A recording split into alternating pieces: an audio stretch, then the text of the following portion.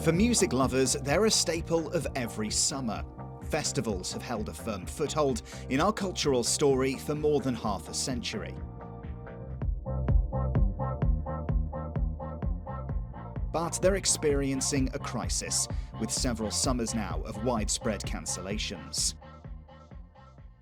Valleyfest in Somerset's Chew Valley ran its biggest ever festival last year, but struggled to break even, so its organiser is postponing this year's event and held a much smaller boutique festival, hoping to scale back up in 2026.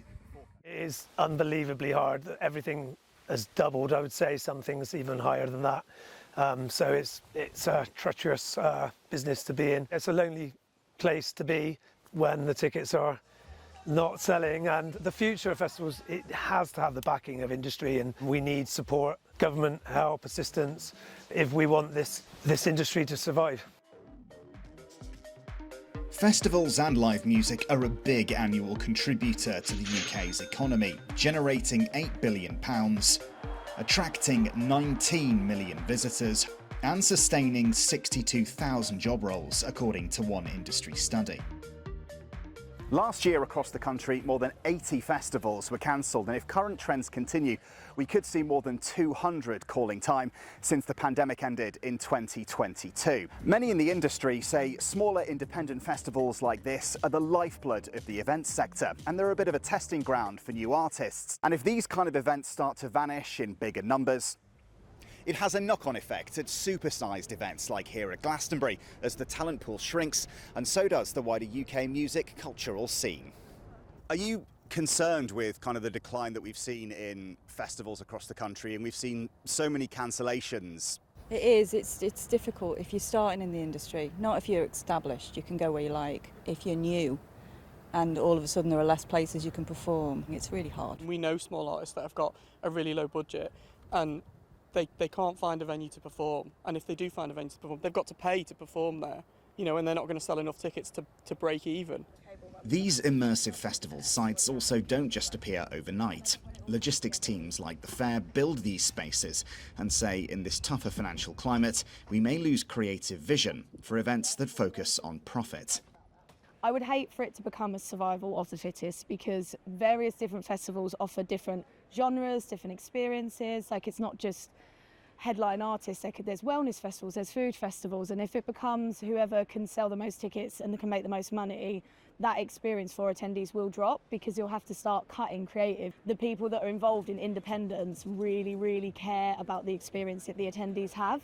And a lot of our independent promoters that we work with only do one event a year, so they're not spitting out multiple concerts, multiple festivals.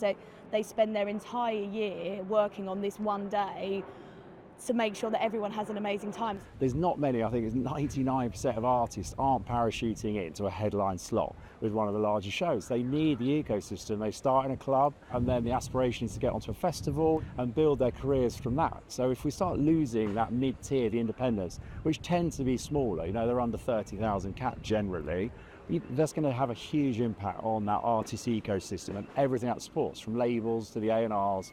So for me, it's never been more important to protect it.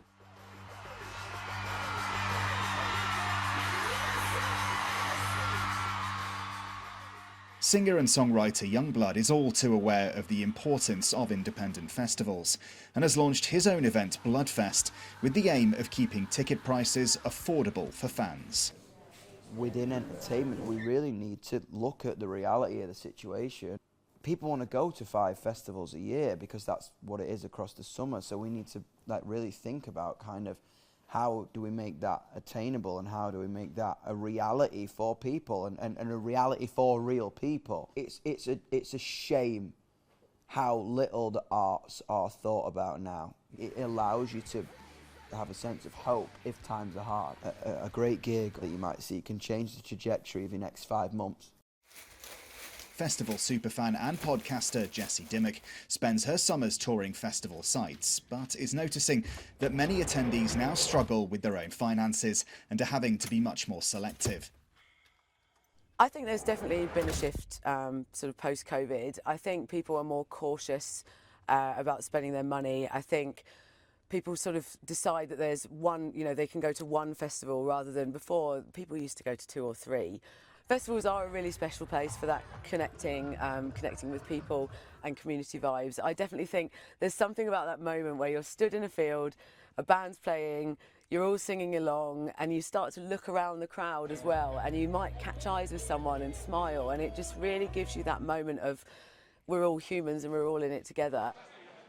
The Association of Independent Festivals issued a rallying call for help at its annual Congress this year, calling on the government to take action to save other events from going under. To encourage people to write to their MP and ask for lower VAT. The single way that you could fix things is lower VAT on tickets from 20% to 5%, just temporarily, just for a few years. Like for nearly all those festivals that have gone or are going, that single measure, which is in the gift of the government, those festivals would not go. There's no excuse that they shouldn't be listening to us and recognising this. This is where your favourite artists emerge, grow, find their feet. This is where wonderful things happen. This is where people get access to events and festivals. This is where all the magic happens. You don't become big straight away, you whatever that happens to be. Whether you are an artist or a crew member or a promoter, you start small and grow up. And this idea of a temporary VAT cut has gained the backing of some of those sitting on the all-party parliamentary group for music in Westminster. Now we've got the voluntary levy where we're expecting the larger venues and the larger festivals to support and help out with some of the smaller festivals. That is starting to make a bit of a difference, but more needs to be done on that. The 20% VAT that's levied on cultural tourism just now, I think, is far too high, and it is really crippling the whole sector. If the government were to introduce a policy reducing their take on the VAT from ticket sales from 20 down to 5%, what would it mean for smaller independent festivals? It would be an absolute game changer overnight. It would literally be not just an economic shift, it would be a cultural safeguard. A spokesperson for the Department for Culture, Media and Sport told ITV News, festivals are an important part of cultural life in Britain and one of the pillars of our world-leading music industry. Our new Creative Industries Plan creates a music growth package worth up to £30 million, with allocated support for grassroots music, including festivals, from 2026. But that amount is spread across a sector of many, many hundred events and also live music venues. And those with decades of experience in this industry fear it won't nearly be enough to preserve one of our country's biggest cultural offerings. Nick Smith, ITV News.